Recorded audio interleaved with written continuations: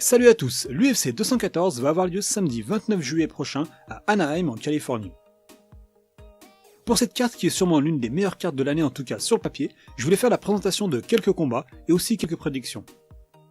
En combat principal, Daniel Cormier va défendre son titre face à Jon Jones pour leur combat revanche.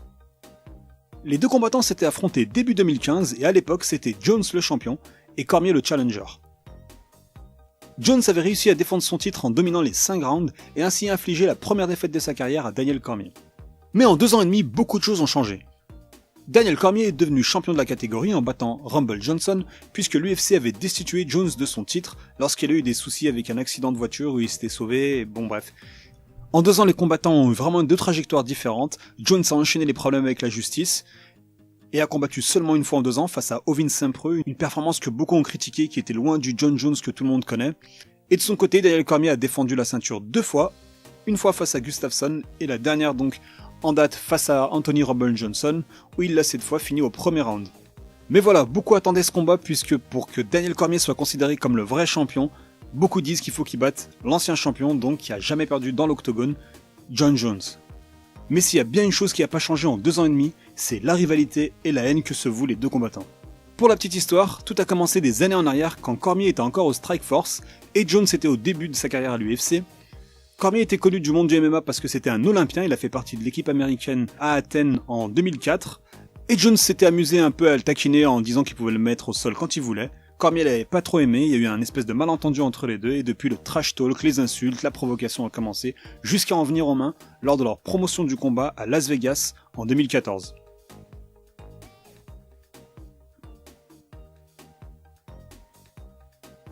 Les insultes et les provocations vont continuer jusqu'à samedi prochain, peut-être même après, quel que soit le résultat, mais avant le combat je voulais faire une petite présentation des combattants et essayer de faire une prédiction pour savoir qui a le plus de chances de gagner samedi prochain. D'un côté on a Daniel Cormier, il a 38 ans, il s'entraîne à AKA, l'American Kickboxing Academy, avec Cain Velasquez, l'ancien champion poids lourd, avec aussi Luke Rockhold, l'ancien champion poids moyen, et aussi Khabib Nurmagomedov, entre autres. Donc c'est sûrement l'un des meilleurs camps d'entraînement du monde. Daniel Cormier, donc à l'origine lui c'est un lutteur, il a fait partie comme on l'a dit de l'équipe olympienne américaine, donc c'est vraiment le top niveau aux États-Unis. C'est aussi un très bon kickboxer, donc il s'entraîne avec Javier Mendez, un ancien champion de kickboxing, c'est lui qui dirige AKA. C'est aussi quelqu'un, il faut le savoir, il était poids lourd d'abord au Strikeforce et à l'UFC, et il a changé de catégorie puisque son meilleur ami Cain Velasquez était champion poids lourd de l'UFC, et franchement à l'époque, donc de début des années 2010, personne ne le voyait perdre, jusqu'à que Junior Dos Santos lui enlève la ceinture. Quoi qu'il arrive, Cormier a décidé de descendre dans la catégorie en dessous, donc les mi-lourds, pour justement pas affronter Cain Velasquez. Et donc, il a réussi quand même à battre en poids lourd des Josh Barnett au Strikeforce lors de la finale du tournoi. Il a réussi à l'UFC à battre quand même Frank Mir, Roy Nelson, et depuis qu'il est passé chez les mi-lourds, il a battu Dan Anderson, une légende du MMA. Il a aussi réussi à vaincre Gustafsson pour sa première défense de titre, et enfin Anthony Rumble Johnson par 2 fois, une fois pour prendre le titre, et récemment pour sa deuxième défense de titre. Donc Rumble Johnson qui était à un moment vraiment le mi-lourd le plus dangereux et sûrement le plus craint dans l'UFC. Il mesure 1m80, ce qui est pas vraiment très grand pour la catégorie. Comme c'est un ancien poids lourd, il a du mal à perdre du poids, la coupe de poids pour lui est vraiment compliquée, on l'a vu lors de son dernier combat justement avec le scandale de la serviette, quand il a baissé un peu la serviette, parce qu'apparemment il faisait un peu plus de 206 livres, j'ai fait une petite vidéo dessus. Ses points forts, donc on me l'a dit, c'est la lutte, le kickboxing.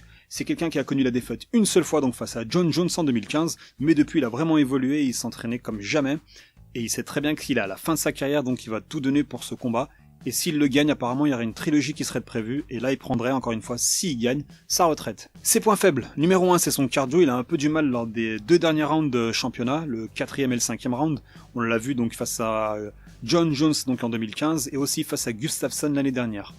Je pense pour ma part que c'est à cause de la grosse coupe de poids qu'il fait, il doit sûrement perdre une trentaine de livres, soit à peu près 15 kilos, ce qui est difficile pour lui, surtout à son âge, 38 ans c'est vraiment pas facile. L'autre point faible qu'il a montré face à Jones lors de leur premier combat, c'est les émotions. C'est quelqu'un qui, si quelqu'un le provoque trop, il va se battre avec ses émotions, et face à Pat Cummins, son premier combat en lightweight, en mi-lourd, donc ça avait réussi, il l'avait mis KO en 2 minutes 30, à peu près. Mais face à Jones, c'est compliqué puisque c'est des combats qui durent.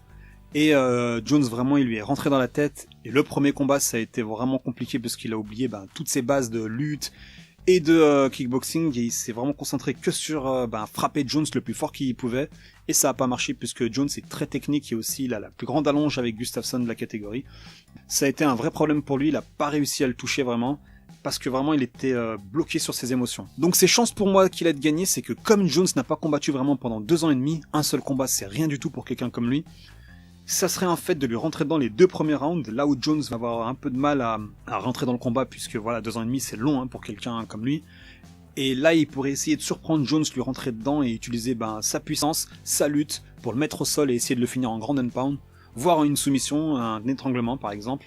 Si Cormier a une chance de gagner, pour moi c'est vraiment les 2 premiers rounds, là où Jones sera un peu perdu et sûrement surpris s'il lui rentre dedans. Sinon si le combat dure, ça va être très très compliqué pour Cormier. Maintenant venons-en à Jones. Jones il a à peu près 10 ans de moins, donc il a 30 ans. C'est quelqu'un donc qui à l'origine fait du Muay Thai et de la lutte aussi, en particulier lorsqu'il était étudiant. C'est un très bon lutteur, c'est le seul qui a réussi à mettre Cormier 2 fois au sol, à l'UFC et même au Strikeforce, donc ça vous dit à quel point il est fort en lutte. C'est quelqu'un aussi qui a la plus grande allonge, comme on l'a dit, avec Gustafsson, ce qui fait qu'il arrive à garder ses adversaires à distance, il va couper la distance avec des coups de coude très dangereux. C'est aussi quelqu'un d'assez vicieux, les front kick au genou, c'est une spécialité de son camp d'entraînement. Winkle John et Greg Jackson. C'est aussi quelqu'un qui est connu pour les eye poke, donc c'est quand on met le doigt dans l'œil de son adversaire. Il arrive à le faire à chaque fois, à tous ses combats, il suffit de les revoir, et jamais il s'est fait enlever de points, donc c'est quelqu'un de très malin, voire vicieux. Il l'avait fait à Cormier lors du premier combat, donc à mon avis il va le faire encore une fois, même si les arbitres sont au courant, ils le laissent quand même faire, c'est assez bizarre. Sinon lui aussi fait partie d'un des meilleurs camps d'entraînement du monde, donc Winkle John et Greg Jackson, ils ont donc entraîné, ils entraînent régulièrement Georges Saint-Pierre, Alistair Overeem, ils ont entraîné Frank Mir, Travis Brown, ils entraînent aussi Arlavski, Holly Holmes, donc que des champions pratiquement dans leur catégorie ou des anciens champions. Des gens qui sont très très très techniques et qui maîtrisent vraiment la science du combat et le mental en particulier pendant le combat. Les points forts bien sûr de Jones, c'est son allonge, c'est sa jeunesse, c'est sa puissance physique. Il fait un peu maigre comme ça, mais il est vraiment très lourd et très puissant et il s'est mis beaucoup à la muscu. Certains l'ont critiqué face à Ovin Sempreux parce qu'il paraissait un peu plus lent que d'habitude, peut-être dû aux muscles qu'il a pris. C'est aussi quelqu'un d'imprévisible et de très créatif, quelqu'un qui a une vraie science du combat, comme on l'a dit, et qui arrive toujours à surprendre ses adversaires. Certains parlent de lui comme le Jordan du MMA, moi franchement je vois pas trop de défauts dans son jeu. Certes il manque un peu de punch, entre guillemets, puisqu'il arrive pas trop à mettre des KO par sa boxe anglaise. Peut-être que tout simplement il a pas assez de puissance, ou je sais pas comment il s'entraîne par rapport à l'anglaise. En tout cas, il a quand même des coudes qui sont très très très puissants et vicieux, et il va s'en servir comme lors du premier combat. Si on peut dire un petit défaut ou un point faible pour ce combat en particulier, ça va être les 2 ans et demi pratiquement sans combat, et peut-être que au début il va être un peu mal à l'aise, il va être peut-être un peu perdu dans l'octogone. Beaucoup de combattants le disent, même si on s'entraîne tous les jours dans un octogone, dans un ring, dans les conditions entre guillemets réelles, ça change rien à la pression d'un vrai combat, surtout lors d'une carte principale comme celle-ci, avec des enjeux comme cela, puisque lui il veut absolument récupérer sa ceinture face à son pire rival, et s'il perd, ça voudrait dire que Cormier est vraiment le meilleur de la catégorie.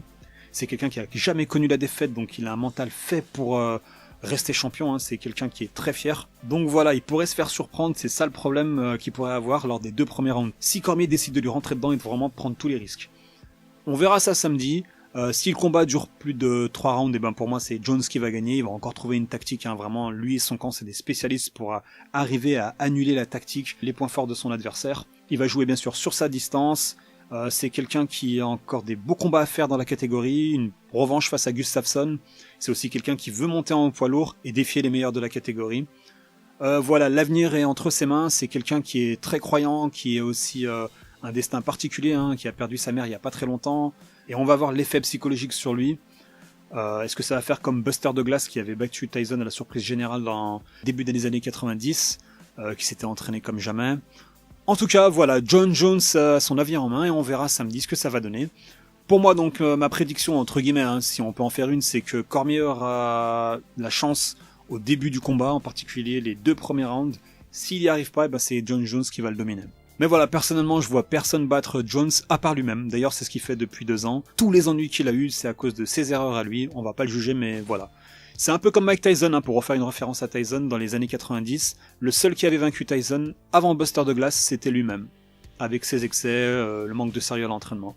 Voilà, on va voir si Jones est à la hauteur des attentes de tous ses fans et aussi des spécialistes. On va voir si c'est vraiment lui le plus grand combattant de MMA de la catégorie et de l'UFC en général. On aura sûrement un début de réponse samedi prochain.